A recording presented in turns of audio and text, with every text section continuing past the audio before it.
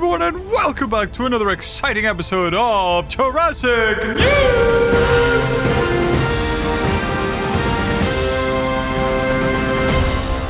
Yes, the Empire magazine that we have all been waiting for has arrived. The one that's supposed to give us a good look at our upcoming Jurassic World Rebirth movie. So let's not waste any more time and get straight into it. I did read the whole article, and I've sort of put, things that are the most important and put them on screen, as well as some extra images to help out. So here we go. So this was the first part. I think it was like 5 or 6 pages. But they do mention that there's a presence of an electric Jeep, which, despite a new paint job, bears the T-Rex symbol and logo. And also, this is part of the scene where they mention that this is where the raptors are. Now, I didn't put this in specifically into the video, but the guy who plays Kreb, I think it is, the quote-unquote, the millionaire, who says he has a showdown with a raptor, or the raptors we know, the normal raptors with their gun, and then they run away from him. And it's like, yeah, that's right, run away, be scared. It's like, they're not running away from you, they're afraid of something else. And that is supposed to be the entrance of the Mutadons, supposedly. But I just thought it was interesting that we have this electric Jeep, a sort of current year Jeep on a very old island, but it will all become clear very shortly.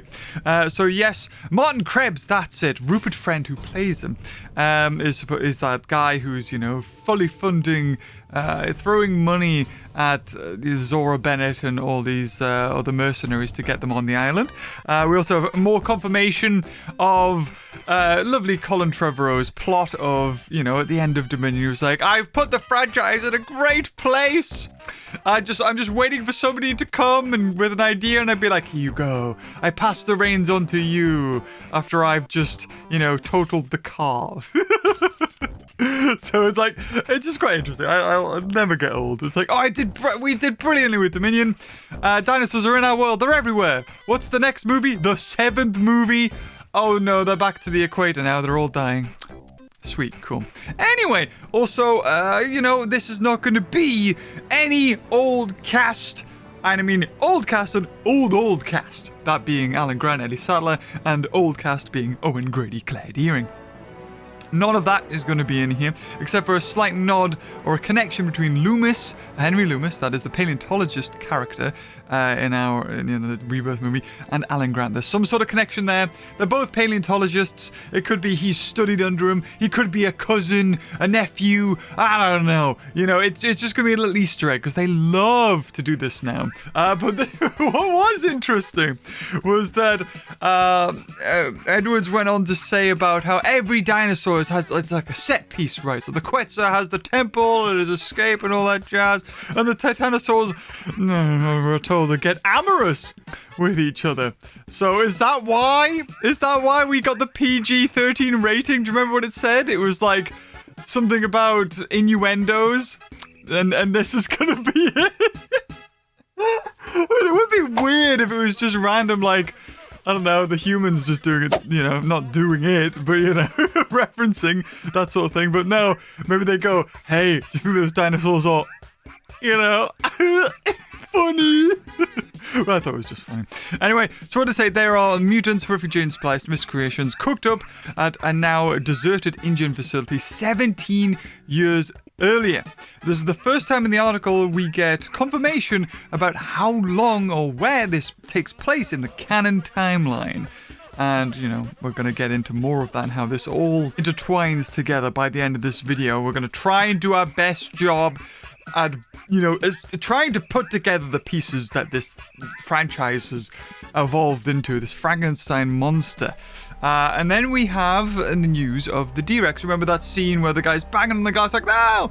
And in the trailer that is, and we thought that this was, it's actually Zora Bennett who's looking at one of the characters, and he's locked him in there, and that's how he dies. Oh my god, she's actually a turncoat, a double agent.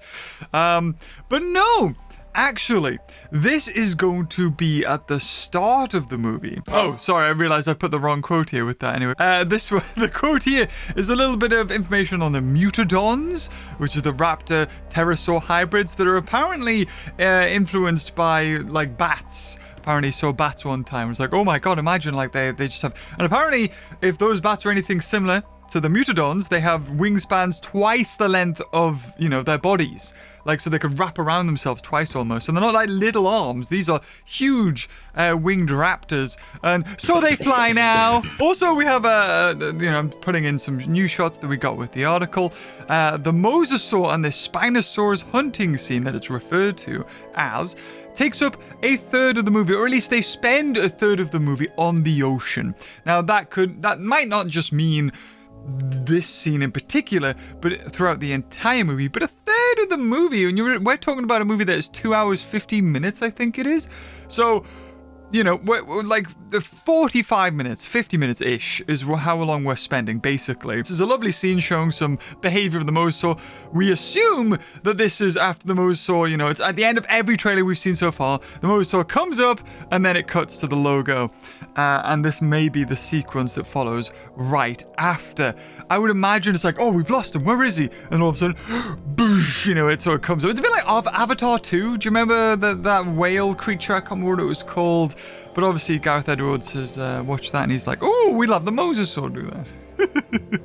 It's very same vibey, like they're trying to get something out of the mosasaur, like the DNA, except for in Avatar 2. I think it was something to do with the brain juice or something. I don't know. And also, I thought this was very interesting. This comes from Gareth Edwards as well. He says, you know, that in this article, you can go and read it. I'll put a link in the description below, as well as a link to the free version that Jurassic Outpost posted, because they were lovingly, they bought it and shared the screenshots of it. But in there was a lot of talk about getting the cast in the environment, in the jungle, you know, experiencing what it's like to go to the dinosaurs environment. And that's what he mentions about Dominion and the Jurassic World franchises. What if dinosaurs are in our world? That was the question it posed. And this new Rebirth is, what if we went back to their environment? What if we almost like we went back in time? It's akin to the Lost World Jurassic Park, akin to Peter Jackson's King Kong, that sort of thing. And that's why I made that little image there. I like this. I like this from a storytelling perspective, getting in the, you know, you want to be on the expedition with the actors, or, you know, the story. But then you get shots that are just like, well, we're no longer on the boat with them, are we? We've got an establishing shot almost, or like a wide shot of the mosasaur going around with the Spinosaurs. And I just think the logic that he's applied to other scenes, it just is like, well, I don't care about keeping it, you know. It's like if you watch Cloverfield and all of a sudden they just had like a massive third, like you were out and you were zooming around, and they kind of did that in Cloverfield, but he was on a helicopter, you could see the beast. It was a clever way to get that sort of shot. But here it's like, it's not from anybody's perspective. What is this, a dinosaur looking? Is their perspective? Nah. So it's interesting that just some ways he's picked and choose, like, okay, yes, we're gonna have it for this, but then nah, this looks cool. So yeah.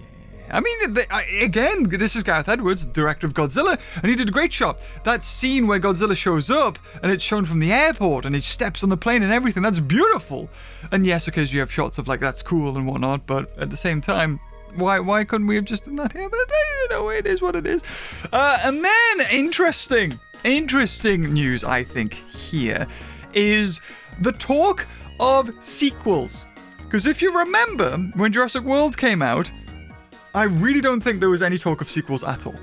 I honestly feel that Universal thought we'll reboot Jurassic Park as Jurassic World and it'll be a one and done sort of thing. Like we'll get our money and the franchise will lay dormant for another 10 years, God knows, whatever.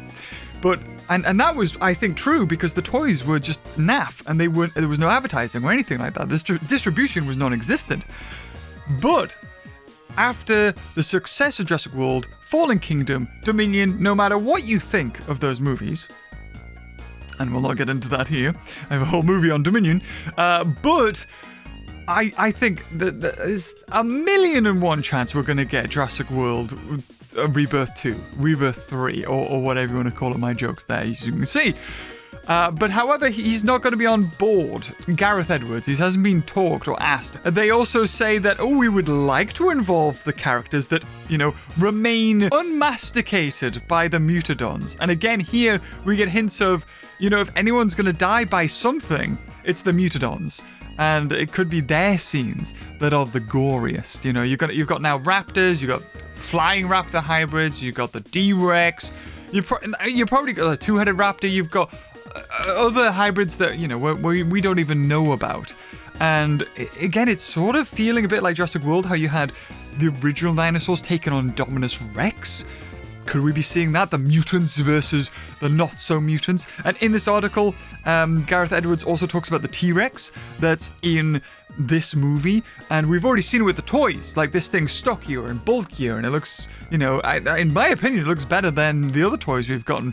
And he said that he wanted to return not to Rexy, because Rexy's a star. Rexy's an actor. You can't top that design, but to do his own design. And he went back to movies like The Valley of Gowanji. I remember that terrified me as a kid, that movie with the stop motion and everything, Ray Harryhausen. So that's why it's a bit like, it is the way it is. It's short, it's stocky, and also it gets slowed down in the river water, he says. So it definitely does jump into the river, which is just an interesting little tidbit of information they put in the article. It wasn't specifically said the T-Rex jumps into the water, but knowing from its source material in the Jurassic Park novel, it does do that. And after them specifically saying in this Empire article that it gets slowed down by the water, it's like, yeah, 100%, it's going to jump in the water. But yes, it feels like this may not be the end or the last we see of Scarlett Johansson in the Jurassic World franchise. Who knows? Do I want to know that? And again, throughout this whole article and general publicity trailers, all the stuff they're doing for this movie, they keep on hopping on about it's paying tribute to the OG. It's like I rewatched Jurassic Park 1,000 times. I took notes and everything. And I think that's all great and handy and dandy. But if, Michael Crichton, the original creator of Jurassic Park, did not want to write The Lost World. It's such a strange thing to say you're paying homage to, when if Michael Crichton was alive and if he was to see the way his franchise had gone, I think he would be like, why? This is just Hollywood. Like, this is everything my story was trying to advocate against. It was greed and all this stuff. Anyway, a little bit of a tidbit there. And then here we go. We get onto a big chunk of lore and mistiosos, what we thought was going to be happening in the movie. This scene here has been shown to be a flashback of 17 years ago, and it's actually the start of the movie. It's how it starts. I always thought it was very interesting that it's almost as if this abomination, this Distortus Rex, and again here, this is the first time we're seeing it, confirmed in an official publication, not a leak or anything, that this thing is called Distortus Rex. Maybe this was supposed to be a big reveal, but we had the toys, and, you can't trust companies with anything because they always get it wrong, and the release dates and all that jazz. But this is a flashback from 17 years ago when the Distortus Rex, I'm assuming, was made. But you remember, they have to hatch these dinosaurs, right? They don't just... And, they don't pop out of nowhere and all of a sudden you bingo bango, you've got a dinosaur. Like, they have to grow. He wants us to feel sorry for this abomination, or this Distortus Rex, a Distortus King, as it would be in Latin, I assume. And that it looks like a T-Rex that's had another animal wrapped around it. Of course, like he said in the past, it's inspired by the Rancor from Star Wars, Alien from the Alien franchise. It looks like a beluga whale. So it's possible that this thing was, they try to make something intelligent, or that could use echolocation, or, because with Jurassic World, they made Indominus Rex, and InGen kind of knew that it was going to break out, and they wanted to see how well they could handle recapturing Indominus Rex. So it wouldn't surprise me that if Distortus Rex was made with the same thinking, that it was like, okay, let's give it crazy echolocation. And you kind of see Indominus Rex kind of do that with its growl. It does this like sort of thing, which is, of course, what a sonar or an echolocation is just lots of high-pitched noises that bounce back. But yeah, they're very inspired. What I was thinking when he said feeling sorry for the creature is the 1998 Matthew Broderick Godzilla, where he's like, that's a lot of fish. And at the end, he has the heartbeat and he's like, oh my god, are we the monsters? And then right after, yeah, we killed it! So, I don't know. Maybe we're going to get something like that at the end of this one, like it dies, but oh, what did we do as human beings? We are the bad guys here. We, with all this genetic manipulation we're doing, terrible. So, now we get into the stuff to do with the lore, because in 2005, and I hate doing lore because it's a mess, right? Every new movie retcons something in the old movie, and you can never keep on top of it, right? But this is what I can piece together that we have factual right now. 2005, Jurassic World opens, and Jurassic World goes on for 10 years before the incident that we see in Jurassic World, the movie, and it closes. But between 2005 and 2015, Masrani Global is working with InGen. And in 2010, according to this movie takes place, Rebirth, in 2027, and this is 17 years earlier, puts us right slap bang in the middle of Jurassic World operating. And if you remember, while Jurassic World operated, it wasn't until the Indominus Rex in 2015 that they were like, okay, attendance is dropping, we need to make new dinosaurs. So it wouldn't surprise me that 5 years before that was happening, they were testing. And that's when we get D-Rex created in 2010. Around about, the time after 5 years, they saw a big, Jurassic World opens, whoa! And then after 5 years, it starts to dip, and then they start to look into other ways to bring people or get them excited.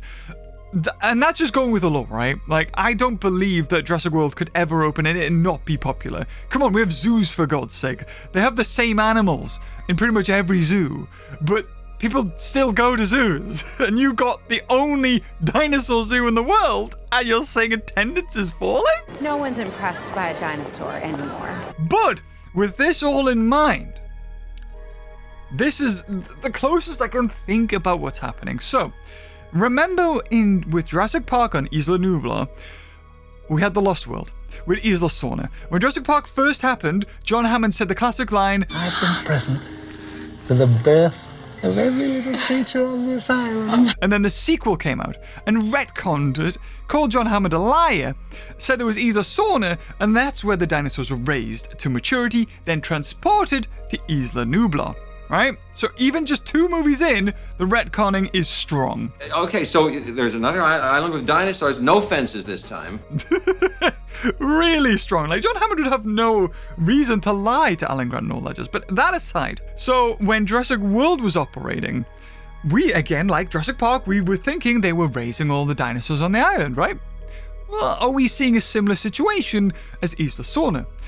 Now, with all the expanded lore that's been going around, there's lots of talk that Isla Sorna, in the Lost World movie, the movie itself that showed Isla Sorna, John Hammond said the dinosaurs were thriving. But by God, they're flourishing. Then, in Jurassic Park 3, there's a Spinosaur, which is a creation. It's an extinction level event, it gets told, and basically the dinosaurs are now in peril. Everything on the island is in peril because of Spinosaur.